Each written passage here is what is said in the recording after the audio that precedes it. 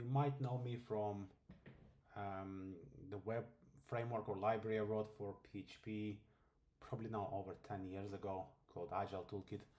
But now I'm working on a new project. I'm learning Rust, and this is something similar to a portion of Agile Toolkit that's in the past. And essentially this is a database abstraction framework in Rust, and its design is, the purpose is really simple.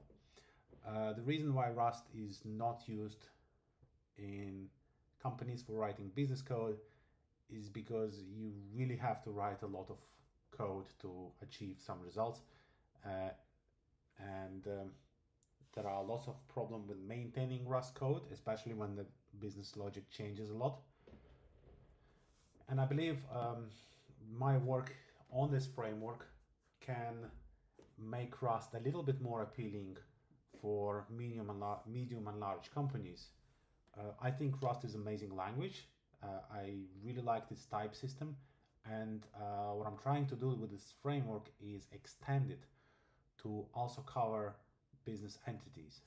When we talk about business entities, I will be using this example of a really simple bakery, and I believe I do have some diagram to show you on this one.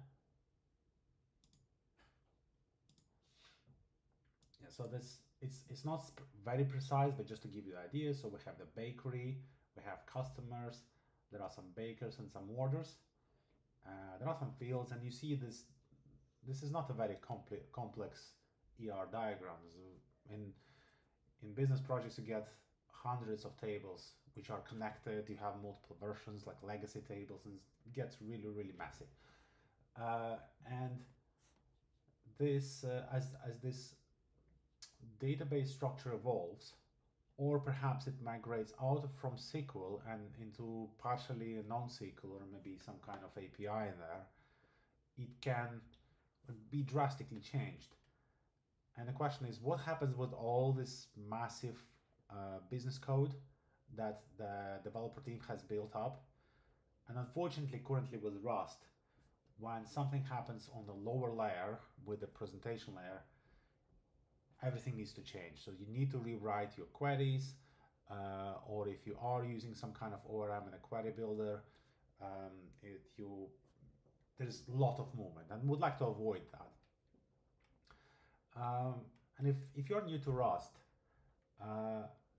what people in Rust like doing is because this type structure in Rust is so strong, then anything is being represented as a structure. So for example, this is a structure for the client. Right, let me see if I can back that bakery over here.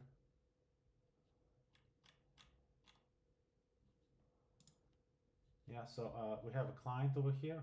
Oh, it's called customer actually, but yeah, that's fine. So ID, name, contact details, baker ID. So really simple. I didn't try to do anything fancy. And in order for a Rust developer to operate with the data, he needs this as a structure like this, and then he will operate with it, which is either returned through the API or present somewhere, or do some calculation on that, maybe send to the queue, modify and store it back. So there's a lot of type safety in here, and Rust developers enjoy that.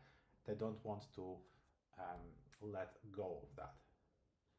So I have a plan for this video, and I will going to go over these items here, and we'll talk about the core components of my framework. At the moment it's called DORM, so this is how you use it, but I do want to rename it because it's not really an ORM. My idea was that it could be dry ORM, but it's just misrepresenting the framework, so it's much more to that. In Rust, all the third-party code is primarily designed as very thin libraries. They call them crates, and with dorm, it has multiple layers to that. So if you look into the source of dorm, you'll get like SQL stuff in here, and then table stuff, query stuff, expression stuff, lots of components to that, and is actually quite extensive. I will be focusing on using the SQL related logic. Well, for the first part is because that's the only thing that's implemented right now, but it's not going to be that exclusively. So you would be able to use data persistence in other database engines, APIs, and so on. However, the point still remains. Your business logic code, which we're going to look at in this file, it would be pretty much unchanged regardless of where you do store your data. But for now, let's assume that you use this structure here, and this is your SQL schema. And let's start with the bakery. So bakery is a table. It has ID, has name, and some integer here for the profit margin. Really simple. And what we'd like to do is load up a bakery name with ID equal 1. Right? And I have started that by creating a new instance of table. Right? So it's a struct, and I'm associating with my database persistence engine, which is Postgres, and I also have to specify the table. This is like a bare bones. It will not be used like that. This is just for demonstrational purposes. So I create this table, and then I want to query this table. So when I create this object, the Rust application that do not interact with the database. No connection is being sent because our assumption is, well, the framework is that sending any kind of query is going to be expensive. So we will try to send it as late as possible, and we would like to modify this query as much as we can before we actually send it. Okay. Now here I generate the query manually. Once again, you normally wouldn't do that, but this is just for this display purposes. And then I'm calling the preview. The preview is method to just look inside the query. Okay, and I will be executing the example here to show you what's going to happen. Okay, because a table doesn't really know anything about the structure, there's no magic happening behind the scenes. It is simply going to generate a query which selects everything from a table called bakery. Next I have to talk about ability to modify tables and queries. We're going to start with query. So the way how we do that is by reassigning and then chaining multiple things. Yeah, so let's start. So we have like columns in here and conditions and group. Any portion of the query can be changed. I think I covered pretty much everything in regards to the standard SQL, but obviously it can be still like lots of things can be still added and extended. So let's start by creating a column, and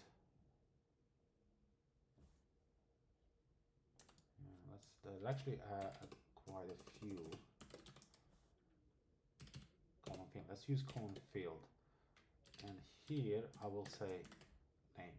Right, so let's execute this now, and we have a name from bakery, which is great. The other thing I wanted to do with this query is to add a condition with the ID number 1, and we can do change. So I could do with condition, and as you see, there's one parameter in here. So let me just put 1 in here and see what happens. Right. So okay. So when bakery 1. Also, I would like to specify ID in here, right? So maybe a pass ID.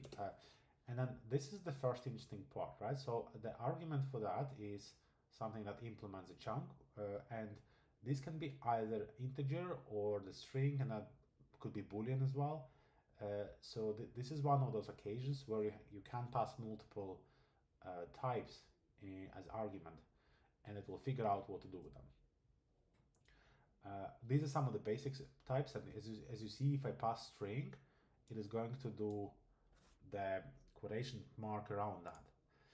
And what actually is happening behind the scene there, so preview does render the query all together, but when it's being sent to the database, if I do execute it, the query is split up into two parts. The first one is the template, and the second one is the parameters. And this is a common usage pattern. We don't want to insert queries into parameters because this enables SQL injections. And in here, this is just handled transparently. So anything you can pass here is going to be automatically parameterized. Now, how do I put the actual field name in here? The way I can do that is by using macro. There are actually several ways to do it, but let's start with macro. Let's do name. So let's see what it's going to do now. Or actually, we're looking for ID field. So and now when I'm executing the query, there's no more parameterization. So this is actually going to be ID, but I don't want to say ID equals something, and then I want to pass 1. All right, so that's what I want to do. And in this case, the ID equals is not this is a part of the template, and 1 is going to become a parameter, and therefore it could be string. So I could say ABC here, and you can see it's parameterized nicely. There is another way, and this is the use of operations. So expressions returns a special structure, which type is obviously expression, and I can do several things on that. And it does implement a trait which is called operation. So I can do things like add as operation.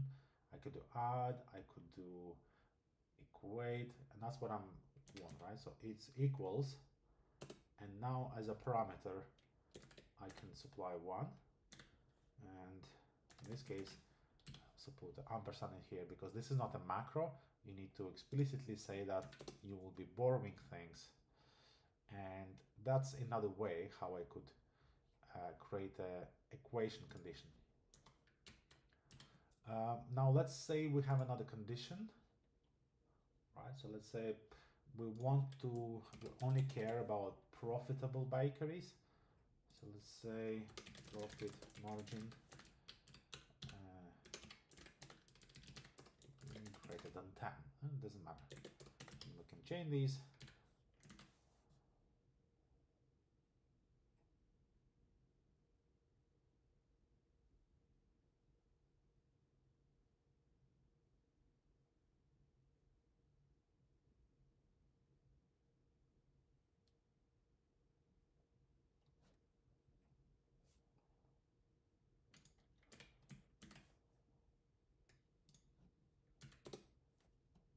Okay, there is some inconsistency in my code, I suppose.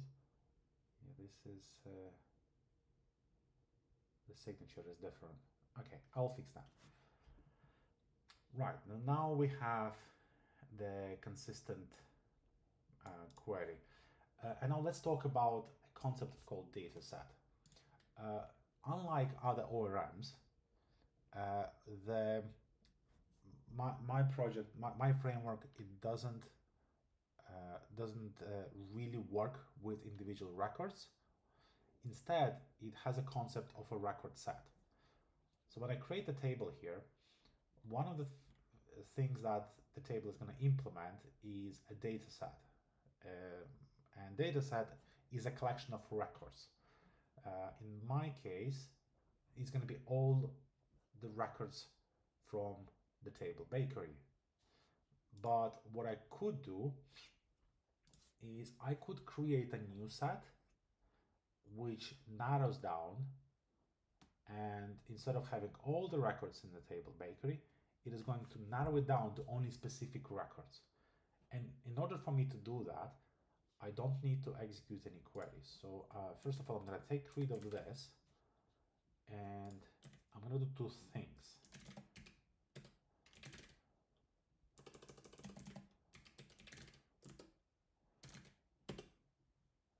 I will going to define a field, because we can't set any conditions on the table unless we have the field defined.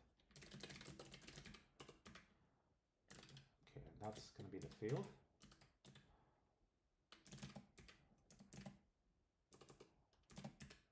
Equals. Right, so the difference here is that I'm setting the condition on the table, not on a column. And what I could do here is I could specify a field, right, by name. So it's going to be profit margin. And because we're not certain whether this is going to return an actual field, I have to put a question mark in here. And now we have the field. And then field also implements this equation operation, so I could do GT10. Okay, and this needs to be on wrap, I believe.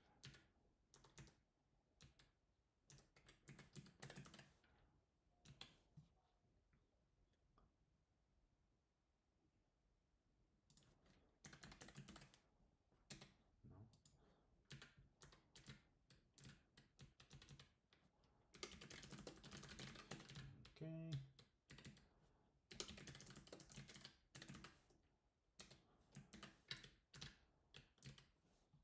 Yeah, that needs to rearrange. I need to rearrange things a little bit.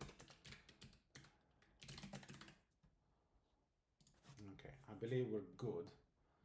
So, as before, we're creating a table, and then we're saying that we want to have defined the field profit margin there, and then we're going to place a condition on that field. So even though I remove the condition from here, we should still see this condition inside the bakery, but also see that it's now recognizing that field for the select purposes, and it's going to include it in that query over there. So that's the way how we could define fields. Let me add more fields. I could say like with title field name, and title field is very similar to how we are defining the initial field, except that it also gives a special meaning to the fields. So there's ID fields, title fields, and other kinds of fields. Right, I can chain that. In here we adding condition to profit margin, and if I execute that, I believe we should have ID name profit margin selected from the bakery, where profit margin is 10, and so on. And the trick here is if I change this now to delete query, let's say,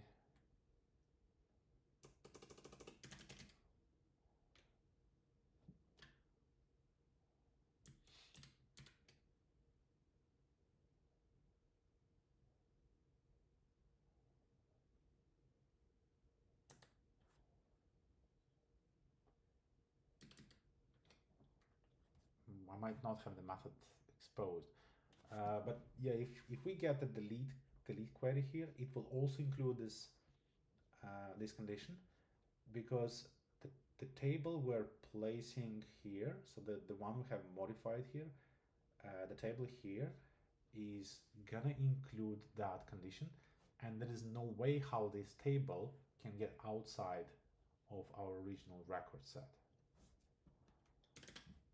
Okay, so that's how we build queries, and that was my first example. Let me put this back. Now, one thing we can learn from this is that defining the table is something we could probably reuse. We don't want to define tables multiple times because they generally do not change, while queries, they do change a lot. So the table should be more or less static. And this is where the entity system comes into play.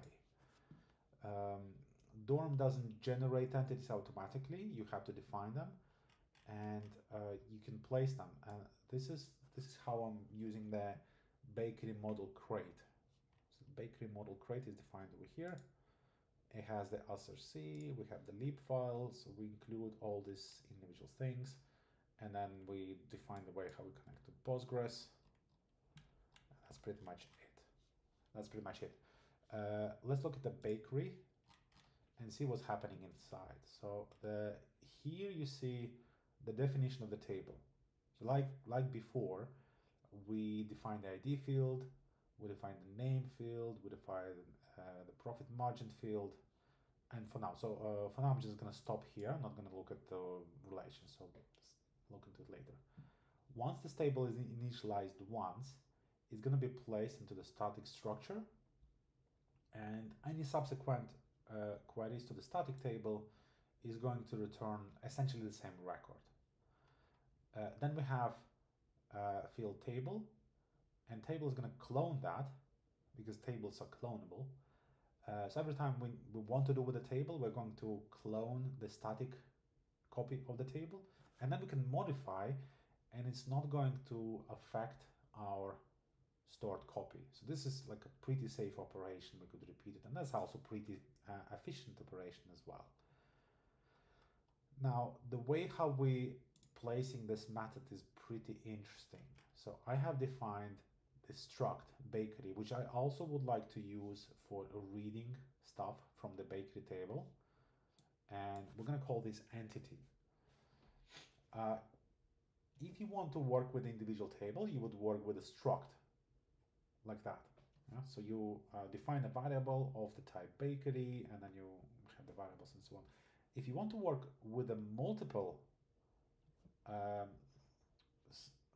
records, baker records, you don't necessarily need to load them from the database, and this is where this table abstractions come in.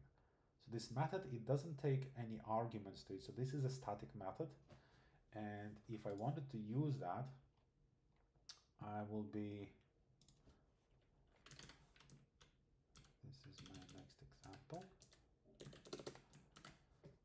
I would be using bakery table, right? And this table returns a table to me. I have to point out to one difference in here. So when we were creating table manually, it returns a type. So this is generics of Rust. So it gives me the type of table that contains two parameters into it. The first one is data source, which is defined as Postgres, and the second one is entity. And in this case, because we don't have entity, it defaults to empty entity. But in this case, when I'm defining the bakery, I do explicitly specify that the entity I would like to work with is bakery, and that's the one I have defined here. So when I'm operating with that, you see my variable, the type is now table over Postgres and bakery. So this is going to be important to us in a bit. And then also when I'm loading the table, I'm saying I would like to have a condition set. So with ID is like, so it calls the with condition over the ID field. And this is how it works, right? So with ID 1, this is probably going to be removed in the future. So just say I want a table with ID 1. And you don't really care as at this point which field is used for storing the IDs. Either it's a baker ID or ID, it doesn't matter. So this is where we can start seeing this abstraction. We also don't know which fields are there in the bakery. And in here, I'm saying, so my bakery now is a set of bakeries. And by calling getSum, I can request a single record to be loaded if possible. So it sends me a result of option, right? So which means I have to well, actually, that's a async call. So first of all, I need to await on that because this is this operation can take a while. Up till this moment, nothing was async. And then I'm going to await for the execution of this future. So the query will be executed, the data will be pulled back, and if there are no records, this condition will go into the else branch, and we're going to panic. If there is at least one bakery, it's going to get loaded and will be placed in this variable here. And as you can see, I'm not even specifying the type for that. The Rust is inferring the type of this function return as the bakery. And I can easily say bakery name. And if I don't like the name, I could do profit margin or ID, right? So this is really type safe. Let's see if actually this works. Right? Works perfectly. And also, I'm not actually being exposed to queries over here. I know they are working behind the scenes, but at this point, I don't have any queries at all. So this is the syntactic sugar, which makes Dorm so easy to use for developers without actually looking what's behind the scenes. So your team could have some people who are experts in defining the entities and building out this bakery model, and then this module can be shared across multiple projects if you wanted to, and you just interact with it like this. So that's the separation I'm talking about. Now let's look into some more advanced stuff, because we just started scratching the surface of the benefits that Dorm is giving us. In my next example, I'm going to start with a bakery, but then I'm not interested in the bakery itself. I am interested in the clients of the bakery. And let's look at the table. We have bakery here. The client is actually a different table, which has a bakery ID set, and there is a constraint between those two tables. So essentially what we want to do is do a select from clients where bakery ID equals this bakery. And because the first bakery is limited to records with ID 1, right? So this one over here, this includes that restriction. So we need to think in terms of sets. Then when we're referring clients, we're not going to get all the clients from the table. We're only going to get the clients which relate to the bakery with ID number 1. Okay. Let me just see if I could do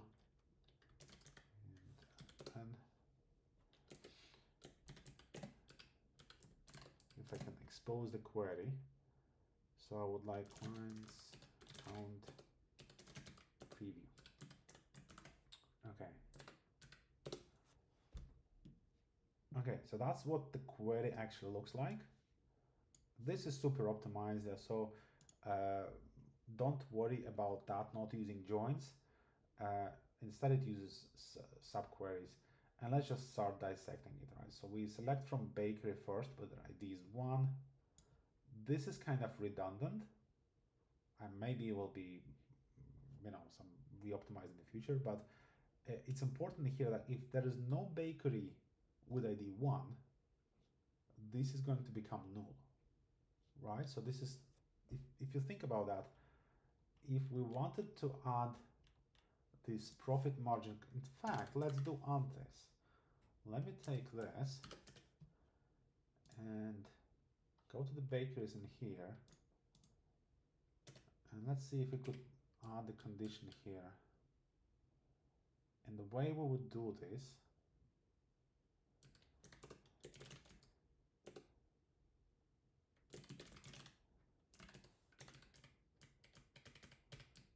is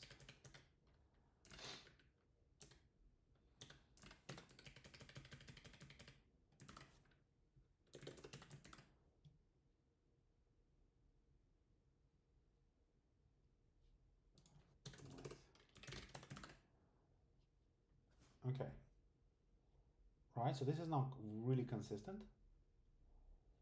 This is not going to be executed right away. It's going to be executed later. And this baker table is, okay, so let's run this now again.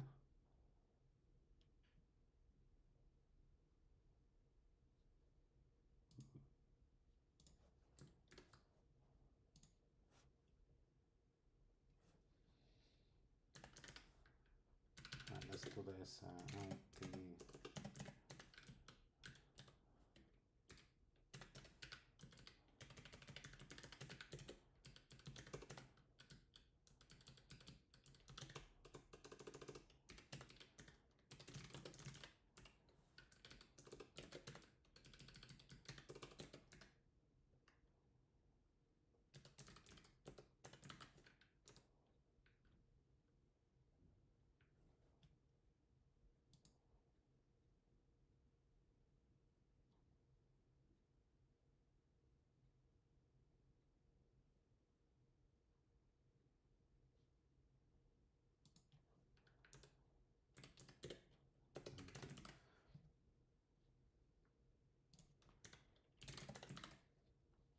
Okay, I'll clean this up.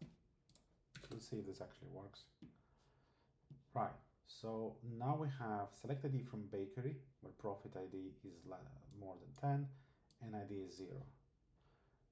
So why have I done it? What I wanted to show here is that the logic for querying those clients, it didn't change when I have introduced additional kind of low-level requirements that defines the bakery, right? So we're saying that the bakeries as a bakery, we're considering only something that has more than profit margin above 10. In reality, you probably will be using this with the soft delete features, right? So if you have field deleted, you would say where deleted is false, right? And that's how you are able to load bakery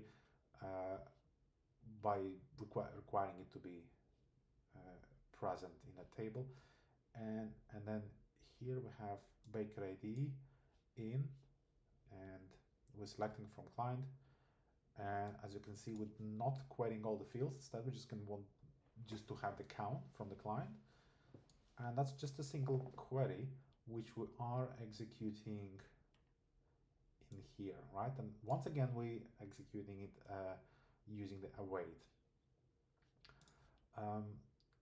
So what happened here? So in order to go from the bakery into the clients, we use this ref client, and this is just a regular method in here.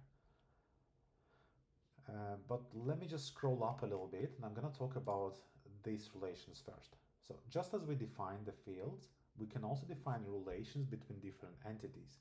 In this case, I'm saying that the bakery is going to have multiple clients and also multiple products. And then when we're traversing this reference, this is the foreign key we're going to rely on. And the next we need a callback, which will return an entity for us, right? So in this case, we have a client table, and it's going to put it into the box, which is just a standard way for Rust to pass on dynamic objects, and we're going to return that. So in order to get the reference to the client, the actual method is going to be getRef. And what getRef does, it's going to load this second table by executing the callback, and after that it needs to create this condition in order to meet the criteria for the relationship. So this is happening behind the scene. Developer just don't need to be exposed to that other than specifying the foreign key. Unfortunately, what happens is this returns a generic table, right? So it doesn't create a table. We don't know the type of that. So even though we passing the type here, because this is a generic dynamic object which is going to be stored we're going to store a lot of types in here. They are losing their actual type, and we need to get it restored. And that's why we define this ref client method, which is going to return the table, and we explicitly specify which entity is going to be. Okay. And that's what this getRefAs does, right? So it returns a table of a generic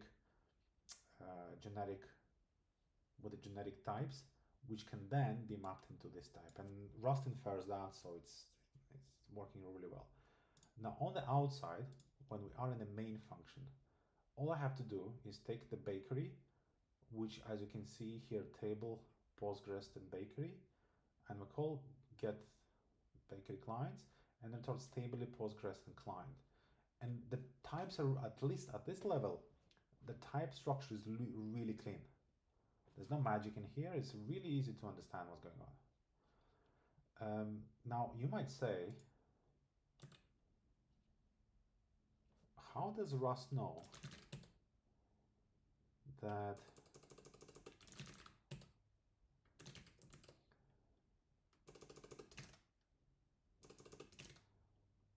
whether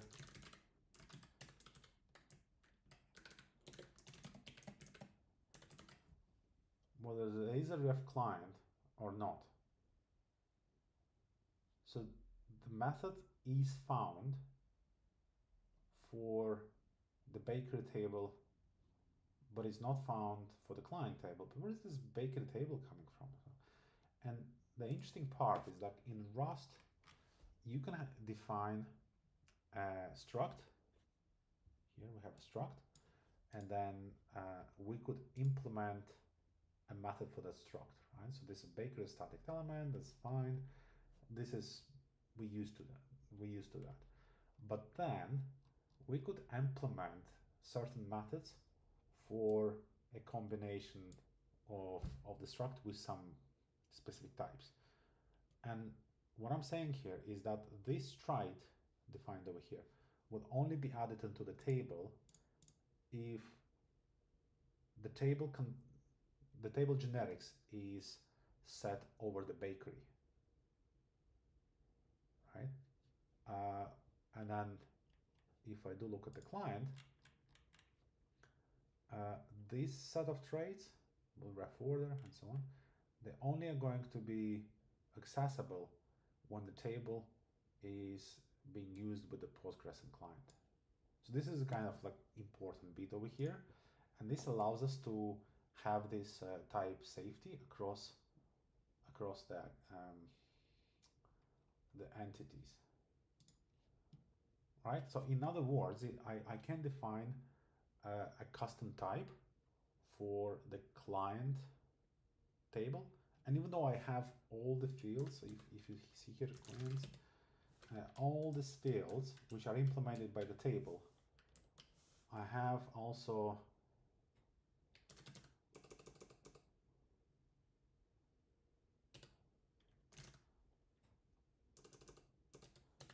what did I have in clients?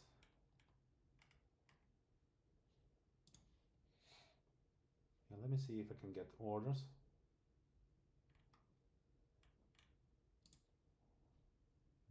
Sorry, main.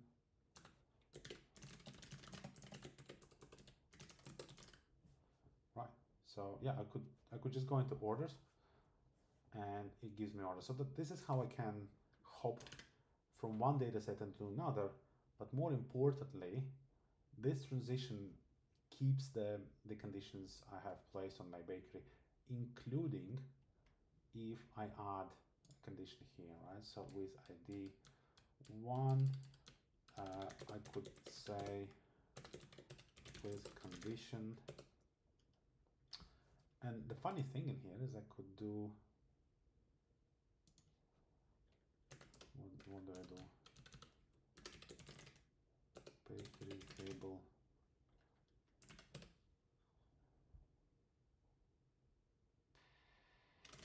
Profit margin.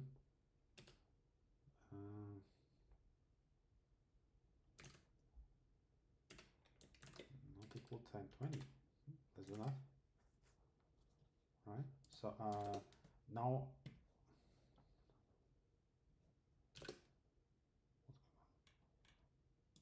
oh yes, doesn't like that.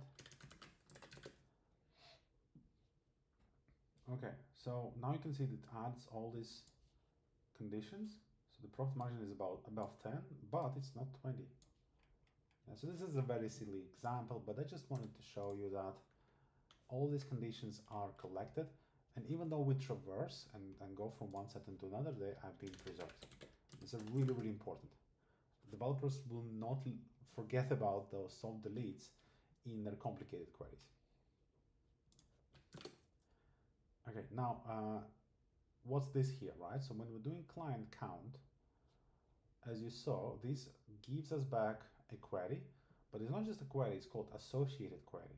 So normally query, the one we've seen before, it just generates the query which you need to, in order to execute that, you need to link this with the persistence, with PostgreSQL, right? Query doesn't know where the data is stored, but associated query, it does. So it, when it's being defined, it is going to know where the data is stored, and therefore you could have a method such as this one, get one untyped with a wait. But that's not only thing. As an associated query, you can actually iterate the data and you can fetch all kinds of rows from it, so it's really, really flexible. All right, I'm not going to go too deep into that. Let's look at the third example. And in this example, we are introducing double traversal. So I'm starting with the baker again. We go into the product, which is similar, right? Gives us a product. And then for the product, we're going to call a method called project with inventory. And then we're going to show a sum of stock. Now, this is interesting. I want to take a closer look at this. And how do I do this? So use that.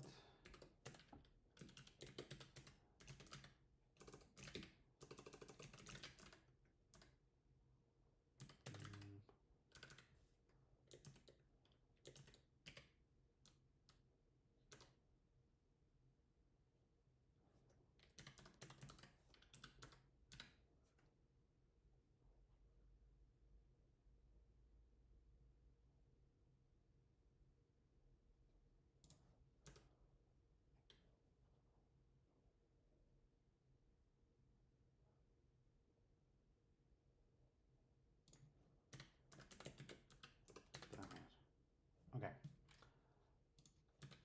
Now I do want to look at this query. Let's see. Ooh, let me just add the okay. So we could focus on that query.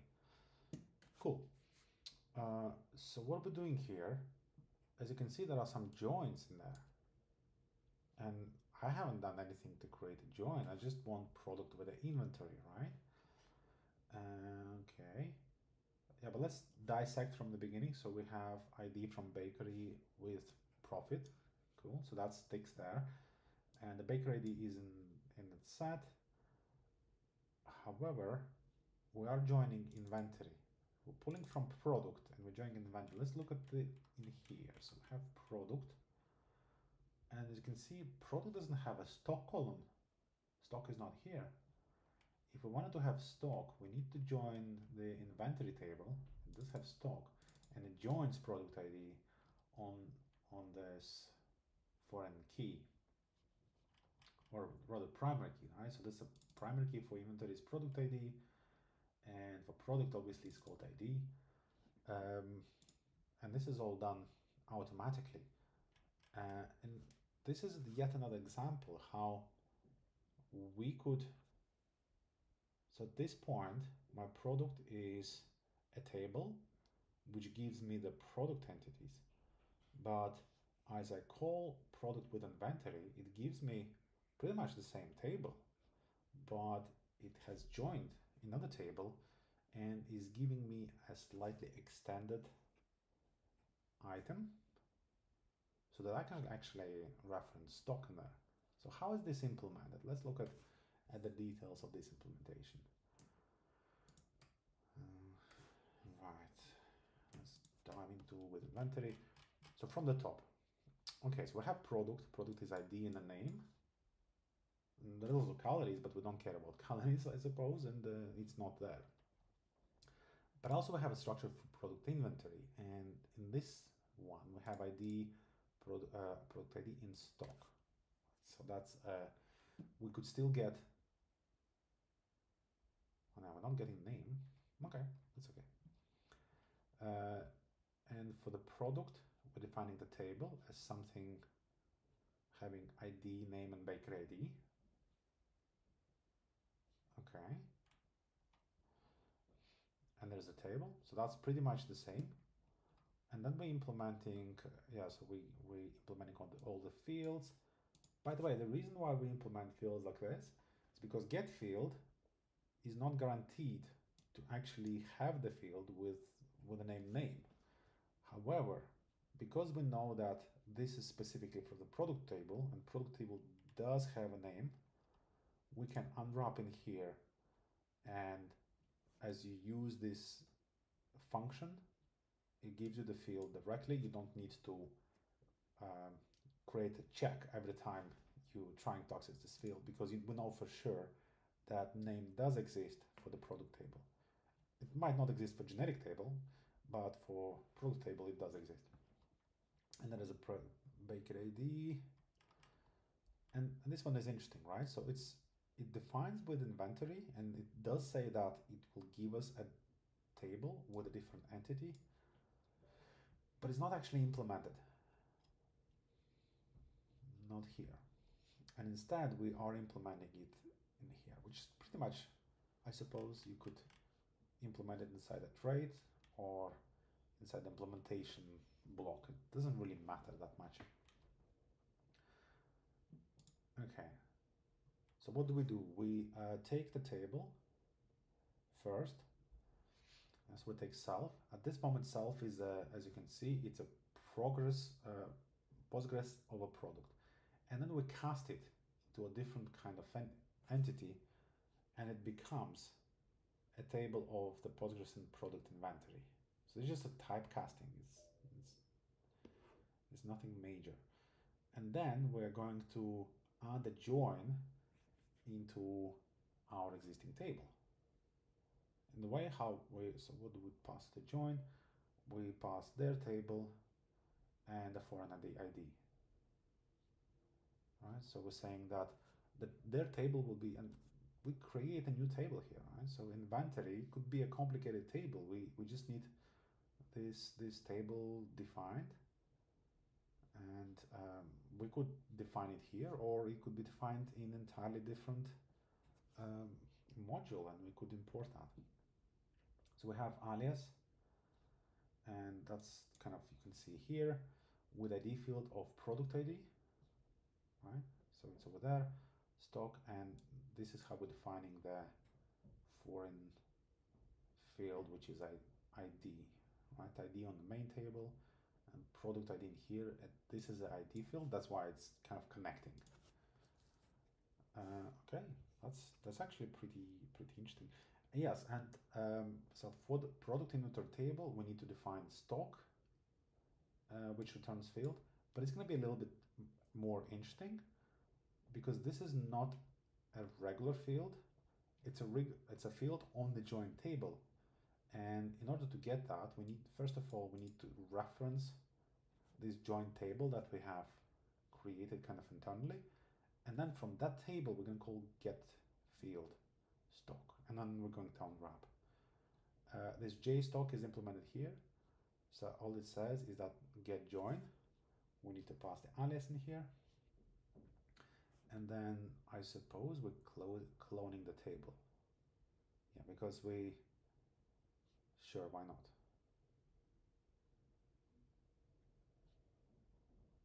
Okay, Um, yeah, yeah. So what's interesting is that all the fields didn't have any prefixes, but as we select here, it has a prefix .i stock. So this automatically starts to associate the fields with aliases. And I don't have to specify it here, but the field does know because it belongs to the table, and the table has this alias set, right? So once again, this is really transparent to developer. You want developer API for querying this is really simple. It doesn't see any of this complexity. And taking this query away.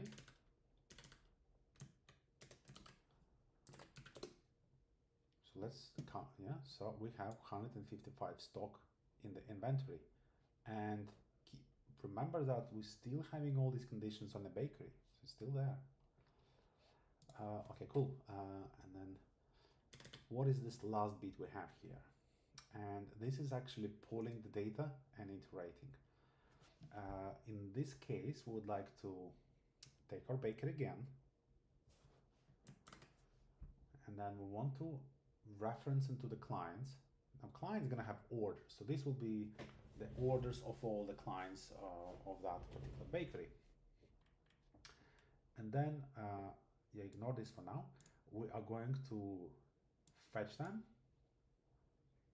unwrap, and then iterate over them. So the downside here is that this get is going to give us a result of VAC, so it will immediately fetch all the data. But then again, we are not trying to be like to introduce streaming and fetch long lists of records. There are ways how you can do that by generating the query and executing it manually, but this is done for convenience, right? And for now, we just want to iterate over this and put it inside row. And as you can see, row is automatically set to struct of order, and we will be able to pull row ID, client ID, and client total. Now, here is the interesting part. Oh, sorry, this needs to be client. When we're fetching that, we know row ID is going to be there, but the order table, where do I have the order table? Here, order table doesn't have the client. It does have client ID, but doesn't have a client. So how is this going to work? And as it turns out, when we're defining the order table, we have this expression, this one. So we're defining expression client, and we're saying that if you want to query that, we need to take the table, and we need to, okay, so we're going to query the client table. We need to add the condition for the client table, where we say client ID equals client ID here, so we're essentially joining this. This will probably be hidden later on, right? So this is, because the reference already exists, it can be hidden, so I'm working on that. And we're only interested in a single field, which is name, right? And it is referencing field by name, but to be honest, in most cases, we just want to have a title field. And then this render chunk is going to take this field query, which is associated query, is going to convert it into expression. And expression is going to be added to the query under the client. Okay, so that's interesting. So we're going to generate the client. There's no physical field for that. However, inside our structure here, we have the client of string. But there's another field which is not physical, and that's total in here. Once again, order doesn't have total. What's going on with that? Okay, so in order to get total, we will need to look into the client table. Fine. Oh, sorry, here. We need to look into the line item, which is this one over here. We need to add a condition setting order ID to the ID of our current table. We also need to modify the query. And we need to say that the total is the item total.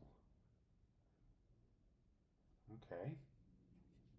We'll get down to that. So there's a little bit of magic in here, which will be hidden away in the future.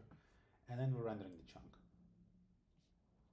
Right, so I'm going to go back to main, and the reason why false in here is because there are certain bugs in the code which doesn't allow this code to work, but this will be fixed in the future. Instead, I have a little bit of desugared code in here. I'm not going to go in too deep into the details of this, but this one does work. So let's execute this one, and then it works, right? So this is a single query that pulls ID of our order, name of the client of a specific ID. You see the name repeats if the ID is the same because it's joined from a different table. And then we're calculating the total as well. So the total is calculating as a sum of multiplication of price quantity over price.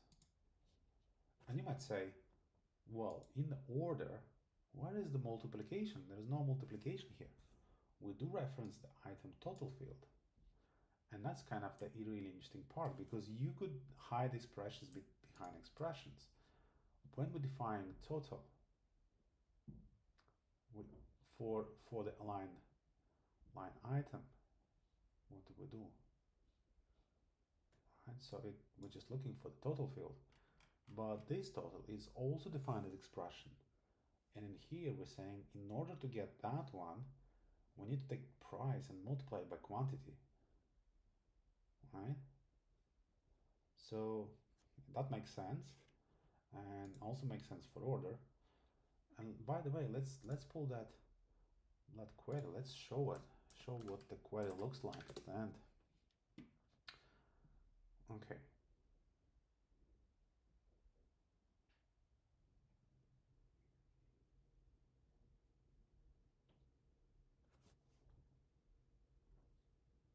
Interestingly, because of my hacks, when we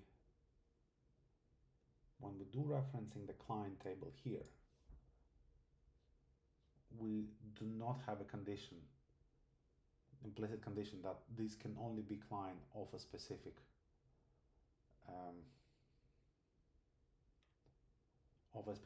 bakery. And then we can probably rectify that, because like from the order you can get into the client. So there's a client, right? So you can probably do that, and I'll look into that. But as you can see, we did lose the condition which we kept everywhere so far, and that's bad. Yeah, that's bad. We'll figure it out. Anyways, what do? We're selecting from order line, and we calculate total as a multiplication of two fields, and then we select this. And when we're selecting from order, this is a subquery, but also we're selecting client, name from client, where the ID matches. And then obviously we need the ID of the order as well. So yes, my point is that these things can be hidden away, and at the moment there's just the framework is incomplete. So it needs to be a little bit more of a cleanup done. But we are going towards a really nice and clean syntax in the way how we can load the clients and then reference the orders. There we go, the orders. And we could iterate over them. And we could get all the data we want. And we can reference the fields even if they are not a real field, but they are expression fields. And then what I'm not showing here, but is also possible, is not only you can query data, but you can also insert data or modify the data. And that's also really amazing. Okay, so anyways, thank you for getting this far. This is a very early version of Dorm. And I do want to change the name of my library. I have lots of ideas I still want to implement before it reaches some kind of production readiness or anything that resembles production readiness. Thank you for watching this video so far, and please follow me, and I'll post more updates later on.